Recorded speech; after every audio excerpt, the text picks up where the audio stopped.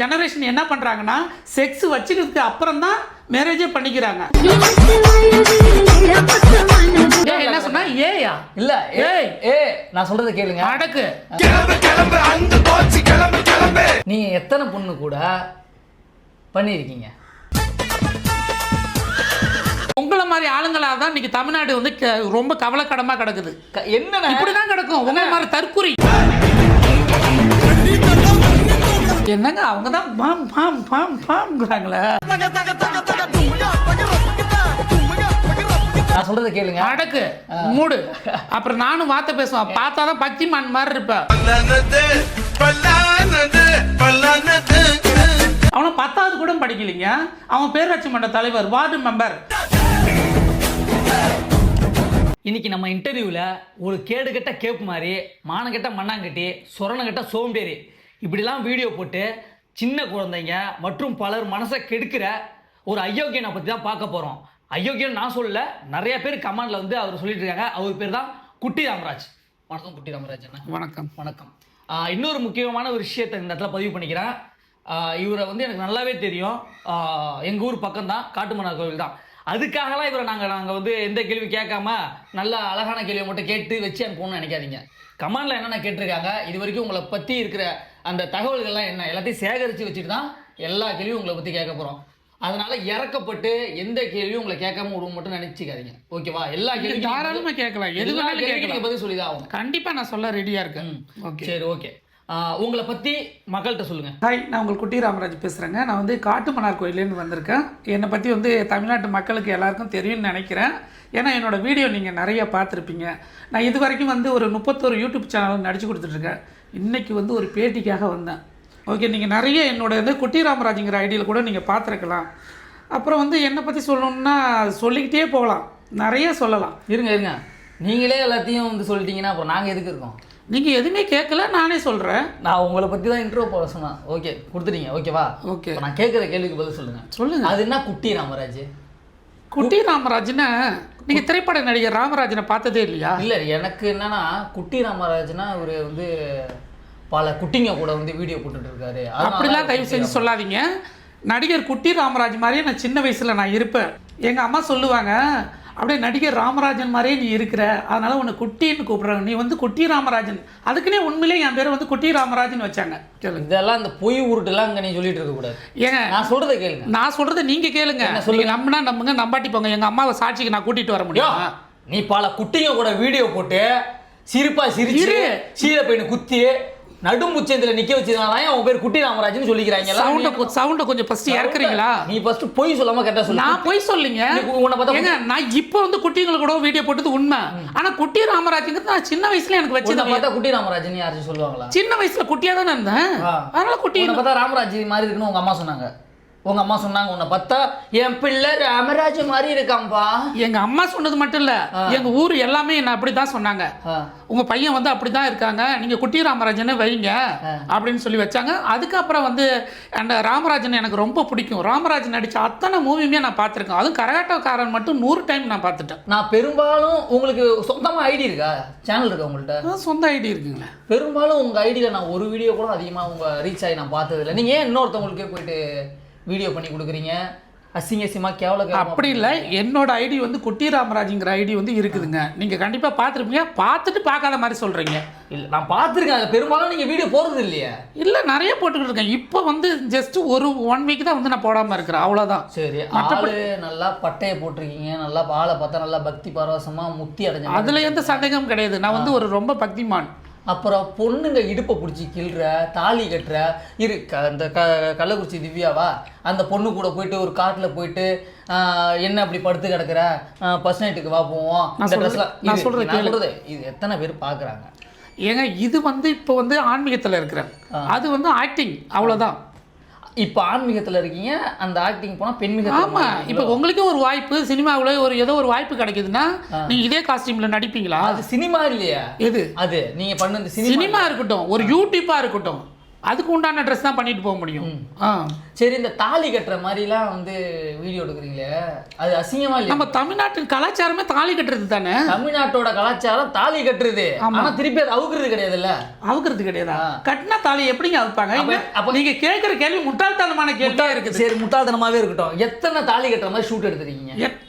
ஏங்க, ஒரு திரைப்படம் பார்த்தா நடிகர் ஆதி காலத்துலேருந்து இந்த முடிய எம்ஜிஆர் விஜயகாந்த் முடிய தாலி கட்டுற சீன் எதுவுமே நீங்க பார்க்கலையா? இல்லையே, தாலி கட்டுற சீன் பர்டிகுலரா எங்கேயுமே காட்ட மாட்டாங்க.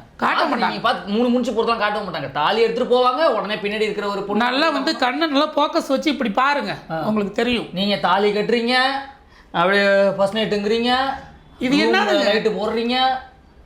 உலகத்தில் வந்து தாலி கட்டினா அடுத்தது என்னன்னா அடுத்து சாந்தி முகூர்த்தம், அதாவது ஃபர்ஸ்ட் நைட்டு கண்டிப்பாக நடத்தியே ஆகணும். சரி, ஒரு பொண்ணு ஃபர்ஸ்ட் நைட் நடத்திட்டு அப்புறம் தாலி கட்டுவாங்களா? உங்கள் கலாச்சாரம் அப்படி தானா? அப்போ தெரியாமல் கேட்குறேன். அப்போ ஃபர்ஸ்ட் நைட்டும் பண்ணிடுவீங்க? ஏங்க, இப்போ ஜெனரேஷன் வந்து அப்படி தாங்க நடந்துகிட்டு இருக்குது. இப்போ ஜெனரேஷன் என்ன பண்ணுறாங்கன்னா செக்ஸ் வச்சுக்கிறதுக்கு அப்புறம் தான் மேரேஜே பண்ணிக்கிறாங்க. இது உண்மையிலே வந்து நீங்க நிறைய பார்த்துருப்பீங்க, ரியலாகவும் அந்தந்த ஊரில் இது நடக்குது. நான் வந்து ரியலை பற்றி பேசிட்டு இருக்கேன். ரியலை பற்றி புரியுதுங்களா? நம்ம வந்து ரியல்ல எப்படி இருக்கிறோங்கிறத இல்ல, இப்ப வெளியில நடக்கிறத பத்தி கேட்க வந்தீங்களா இல்ல என்னோட லைஃபை பத்தி கேட்க வந்தீங்களா? லைஃப்ல நீங்க தாலி கட்டின மாதிரி வீடியோ போறீங்க, ஃபர்ஸ்ட் நைட் சொல்லிட்டு ஓபன் டாக்ல நீங்க ஒரு வீடியோ போறீங்க, அதை பார்த்து என்னோட மேரேஜ் ஆல்பம் பாத்தீங்களா? ஆமா, நீங்க ஒரு பொண்ணு காலைல கூட ஒரு வீடியோ பார்த்தேன். ஏங்க, அது வந்து ஷூட்டுங்க. ஷூட்ல தாங்க, நான் ஷூட்டை பத்தி தான் கேட்டிருக்கேன். நீங்க ரியலா பேசிட்டு இருக்கீங்களா? நான் இப்போ பொதுவாக நடக்குது. சரி, ஷூட்டுன்னா ஒரு தாலி கட்டின சீன் முடிஞ்சா அடுத்தது வந்து பெட்ல ஃபர்ஸ்ட் நைட் சீனை தான் காட்டுவாங்க. இல்லைங்க, அப்புறம் அது காட்டாம ஒரு மூவினா ஓகே, அது வந்து அவங்களோட பாயிண்ட் ஆஃப் வியூ. ஷார்ட் ஃபிலிம்ல அதான் பண்ணுவாங்க, கண்டென்ட் வீடியோல அதான் பண்ணுவாங்க. அப்பதான் வந்து கண்டென்ட்டுக்காக என்ன பண்ணுவீங்களா? கண்டென்ட்டுக்காக ஒரு பொண்ணுக்கு சைக்கிள் கத்து கொடுத்தீங்கல்ல, இப்போ நீங்க எதுக்கு சைக்கிள்? இப்போ நீங்க எதுக்கு வந்தீங்க? என்ன என்ட்ரி பண்றீங்க? எதுக்கு வந்தீங்க? நீங்களும் யூடியூப்ல பிரபலம் ஆகணும் தானே வந்திருக்கீங்க. எல்லாருமே இங்க பிரபலம் ஆகணும் தான் பண்றாங்க. ஆனா அதை எப்படி பண்றோங்கிறது ஒண்ணு இருக்குல்ல. எப்படி வேணாலும் பண்ணலாங்க, அவங்க திறமைக்கு என்ன வேணாலும் பண்ணலாம். அது உங்களுக்கு தெரிஞ்சது இப்ப என்ட்ரி எடுக்கும். அதுக்காக அவுத்து போட்டு ஆடுவீங்களா? அவுத்து போட்டுலாம் ஏன்? ஏதாவது சாட்சி வச்சிருக்கீங்களா? இல்ல இல்ல, எதுக்கு அதை பண்ணிட்டு போயிடலாமே. இல்ல, ஏதாவது சாட்சி இருந்தா காட்ட சொல்லுங்க. ஏதாவது சாட்சி இருக்குங்களா? இல்ல, இன்னொரு கேள்வி கேட்கறாங்க. நீங்க கேட்டீங்களே ஏதோ நான் வந்து வண்டியில காலை தூக்கி நான் போட்டேன்னா யார் போட்டாங்க சொல்லுங்க? யாரு போட்டாங்க? ஒரு பொண்ணுக்கு நீங்க ஒரு வண்டி ஓட்டுறனா காலை தூக்கி போட்டு தாங்க வண்டி ஓட்ட முடியும். காலை தூக்காம அப்படியே தூக்கி உட்கார வைக்க முடியுமா? உட்கார வச்சு என்னங்க நீங்க உண்மையிலே நீங்க முட்டாள்தனமான கேள்வி எல்லாம் கேக்குறீங்க. தயவு செய்து புரிஞ்சுக்காம முட்டாள்தனமான பதில் சொல்லிட்டு இருக்கீங்க. மக்களுக்கு தெரியும். ஃபர்ஸ்ட் கேக்குற क्वेश्चन கேக்குற அறிவு உங்களுக்கு இருக்கான்னு பாருங்க. கேள்வி கேக்குற அத நான் கேக்குற क्वेश्चनக்கு நீங்க பதில் சொல்லல. அப்புறம் எப்படி உங்க எனக்கு அறிவு இருக்கா இல்லைன்னு உங்களால செக் பண்ண முடியும்? நான் என்ன கேக்குறேனே உங்களால புரிஞ்சுக்க முடியல. நீங்க கேளுங்க, எது வேணாலும் கேளுங்க, நான் சொல்ல தயாரா இருக்கேன். கேளுங்க, கேட்க வரனே உங்களால புரிஞ்சுக்க முடியல. எது எனக்கு புரிஞ்சிக்காம தான் நான் தமிழ்நாட்டை கலக்கிட்டு இருக்கேனா? தமிழ்நாட்டை எத்தனை மீடியாவுல வந்து என்ன கூப்பிட்டு நடிக்க வைக்கிறாங்க. அப்ப எனக்கு அறிவு இல்லையா? இல்ல, நான் என்ன கேக்குறேன், தமிழ்நாட்டுனா ஒரு குண்டா என்ன சொன்னா? ஏயா? இல்ல, ஏய் நான் சொல்றத கேளுங்க. அடக்கு மூடு. அப்புறம் நானும் வார்த்தை பேசுவேன், பார்த்தாதான் பக்திமான் மாதிரி இருப்பேன். நீ பக்திமானே கிடையாது, சும்மா நடிச்சிட்டு இருக்க. யாரு நடிச்சிட்டு இருக்க? எது மக்களுக்கு சும்மா என்னத்த சுமந்திருக்கு தெரியுமா? என்னத்த சுமந்திருக்க? சிவனை சுமந்துக்கிட்டு நான்லாம் போய் சொல்ல சிவனை சுமந்துக்கிட்டு பல காரியங்கள் பண்ணிக்கிட்டு இருக்க. நீ அந்த சிவன் இருக்க தொட்டு தான் பல காரியங்கள் வந்து எனக்கு நன்மை நடந்துகிட்டு இருக்குது. இதை கேட்குறேன்னா உங்க ஃபேமிலியை பற்றி சொல்லுங்க. உங்களுக்கு எத்தனை பசங்க இருக்காங்க? நீங்க கேளுங்க, கொஞ்சம் வந்து டென்ஷனாக கேட்குற மாதிரி இருக்கு. நீங்க கேட்குற கேள்வி எனக்கு பிபி ஏறுது. நான் டென்ஷனாக நீங்க உங்க கமெண்ட் எல்லாம் படிச்சிருக்கீங்களா?